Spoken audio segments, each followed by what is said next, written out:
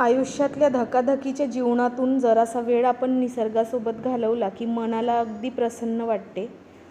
असंच आज mood fresh करण्यासाठी मी आली आहे रमेशजी कळमकर यांचं शेत बघायला. आणि ह्यांच्या शेतामध्ये येऊन अतिशय प्रसन्न वाटलं, कारण यांच्या शेतामध्ये विविध प्रकारची फळे फुलझाडे आपल्याला बघायला मिळतात. याच्यामध्ये आपल्याला आंब्याची झाडं, चंदनाची झाडं, सागाची झाडं, पेरूची झाडं, सीताफळाचे झाडं, मलबेरीचे झाडं असे अतिशय सुंदर सुंदर आणि वेगवेगळ्या प्रकारची झाडं बघायला मिळतात. या शेताची संपूर्ण देखरेख आणि व्यवस्थापन मेघराजजी हेडाव सर करतात आणि यांच्यासोबतच आपण आज या शेतामध्ये आलो आहे. तर या शेतामधले झाडं आणि या झाडांना लागलेली फळं आपण आज बघणार आहोत. शेतात एखादी झाड लावल्यानंतर त्यापासून आपल्याला लगेच फळं मिळतील असं राहत नाही. त्या झाडाचं संगोपन करण्यासाठी आपल्याला वेळ द्यावा लागतो, पैसा लावावा लागतो आणि बऱ्याच गोष्टींची काळजी घ्यावी लागते. कोणत्या झाडाला किती प्रमाणात पाणी दिलं पाहिजे याचंसुद्धा व्यवस्थापन केलं जाते. ह्या बागेला मोठं करण्यासाठी त्यांनी ठिबक सिंचनाचा उपयोग केला आहे आणि तो ठिबक सिंचन कशा पद्धतीने वापरला गेला आहे ते सुद्धा आपण या व्हिडिओमध्ये बघणार आहोत. आणि अतिशय सुंदर सुंदर नवीन नवीन प्रकारची झाडं आपल्याला या व्हिडिओमध्ये बघायला मिळणार आहेत. हे लिंबूचं झाड आहे आणि हे झाडसुद्धा 3 वर्षापासून लावलेलं आहे. याच्या बाजूला आपण सागाचं झाड बघू शकतो. हे आहे सीताफळाचं झाड आणि या झाडाला मोठमोठे सीताफळ आले होते यावर्षी. ॲपल बोरचं हे झाड आपण बघू शकतो, ज्याला ॲपलसारखे बोरं लागतात. आणि ह्या पेरूच्या झाडाला आता फुलं आणि छोटी छोटी फळं दिसत आहेत. तर हे खूप मोठे होतात पेरू असं यांचं म्हणणं आहे. आणि हे सगळी झाडं फक्त 3 वर्ष झाले लावलेले आहेत. तरी यांना फळं येणं सुरू झालं आहे. झाडांना छाटणी केली जाते झाडाची, त्याच्यानंतरच झाड चांगलं होते.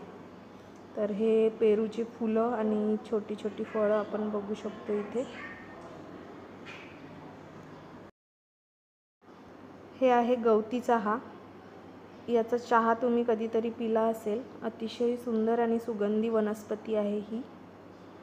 याच्या बाजूला आपल्याला तुतीची झाडं दिसून येतात, ज्याच्यावर रेशीमचे किडे पाळले जातात. तर ही तुतीची शेतीसुद्धा अशी सेपरेट केली जाते. यांनी पाण्याचं व्यवस्थापन करण्यासाठी एक बोर केलेली आहे, बोरवेल शेतामध्ये, आणि त्याच्यामधून पाईप घालून ठिबक सिंचनाची सोय केली आहे.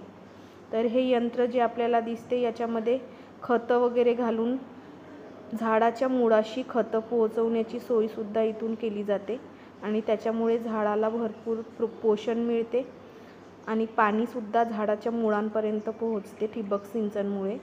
तर अशी सगळी सोय करून हे असं सुंदर बगीचा इथे निर्माण केला आहे.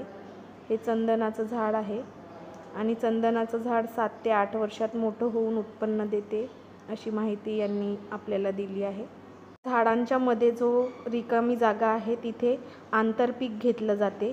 सोयाबीन, मूग असं आंतरपीक घेऊन याच्यामधून उत्पन्न काढलं जाते आणि ते पीक अतिशय चांगलं होते. आणि आता आपण बघणार आहोत माझ्या आवडीचं मलबेरीचं शेत. मलबेरी, ज्याला मराठीमध्ये शहतूत म्हणतात, आणि ह्या फळाबद्दल जेवढं सांगावं तेवढं कमीच आहे. शहतूत हे फळ आपल्या आरोग्यासाठी अत्यंत फायदेशीर आहे. त्याची चव गोड आणि किंचित आंबट असते. शहतूत साधारणपणे गुलाबी, जांभळे किंवा लाल रंगाचे असतात. ते वाईन, ज्यूस, जॅम, सिरप इत्यादीमध्ये वापरले जातात. भारतात मार्च ते मे आणि ऑक्टोबर ते नोव्हेंबर हंगामात शहतूत मिळतात. शहतूतमध्ये जीवनसत्व, पोटॅशियम आणि फॉस्फरस जास्त प्रमाणात आढळतात. ते चवदार असतात आणि खूप निरोगी असतात. डोळ्यांसाठी फायदेशीर असतात. शहतूतचा रस डोळ्यांसाठी खूप चांगला आहे. शहतूतमध्ये व्हिटॅमिन ए खूप जास्त प्रमाणात असते. हे आपल्या डोळ्यासाठी आवश्यक असते. हे आपल्या डोळ्यांना हानिकारक प्रभावापासून वाचवण्यासाठी देखील ओळखले जाते, ज्यामुळे डोळ्यांना नुकसान होत नाही. डोळ्यांचे आरोग्य सुधारण्यासाठी आपण रोज 1 ग्लास शहतूतचा रस पिऊ शकतो. रोगप्रतिकार शक्ती शहतूतमध्ये खूप जास्त प्रमाणात असते, कारण शहतूतमध्ये व्हिटॅमिन सी सोबत भरपूर खनिजे सुद्धा असतात आणि ते कोणत्याही प्रकारच्या रोगांशी लढण्यासाठी उपयुक्त असतात.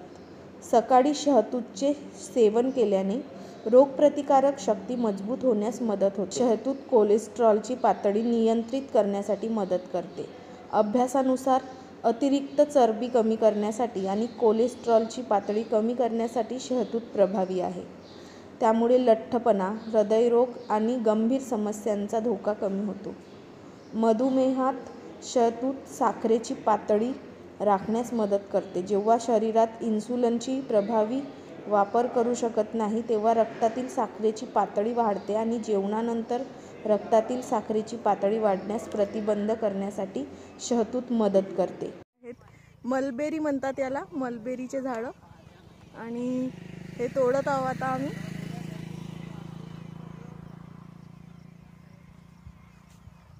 बघा किती छान आहेत ना.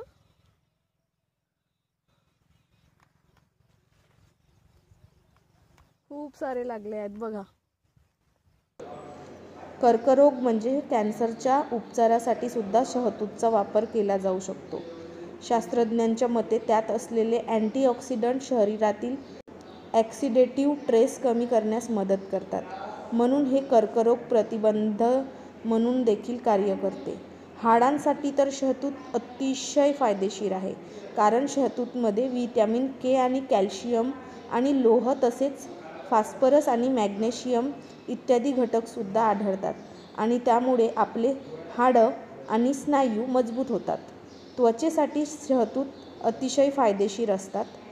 त्वचा आणि केसांसाठी शहतूतचा वापर खूप मोठ्या प्रमाणात केला जातो, कारण शहतूतमध्ये व्हिटॅमिन ए, व्हिटॅमिन ई आणि कॅरोटीन, अल्फा कॅरोटीन असते. हे सर्व घटक अँटीऑक्सिडंट असतात आणि म्हणून शहतूतचा सेवन केल्यामुळे आपली त्वचा मऊ होते आणि काळे डागसुद्धा दूर होतात. म्हणून असा अतिशय फायदेशीर शहतूत, त्याच्यापासून जे वेगवेगळे पदार्थ बनतात ते सुद्धा आपण बनवू शकतो आणि नुसते असं खाल्लं तरी आपल्याला त्याची चव अतिशय आवडते आणि खाण्यासाठी अतिशय चविष्ट असा हा फळ आहे, जो आपल्या भारतामध्ये मिळतो. पण आपल्या महाराष्ट्रामध्ये आणि आमच्या गावामध्ये खूप कमी प्रमाणात मला हा फळ दिसून येतो. आज पहिल्यांदाच मी एवढ्या मोठ्या प्रमाणात शहतूतचे फळं बघितले आणि त्यातली काही फळं आम्ही आता तोडून घेऊन जात आहोत. ह्या फळं तोडल्यावर या फळांपासून मी 2-3 पदार्थ बनवणार आहे आणि ते सुद्धा मी तुम्हाला दाखवणार आहे. तर असे शहतूतला तुमच्या गावामध्ये, तुमच्या शहरामध्ये तुम्ही काय बोलता हे आम्हाला कमेंट करून नक्की सांगा आणि आपल्या आवडत्या भिवापुरी मिरची ब्लॉग्स चॅनलला सबस्क्राईब करा. व्हिडिओला जास्तीत जास्त लाईक करा आणि शेअर करा. धन्यवाद.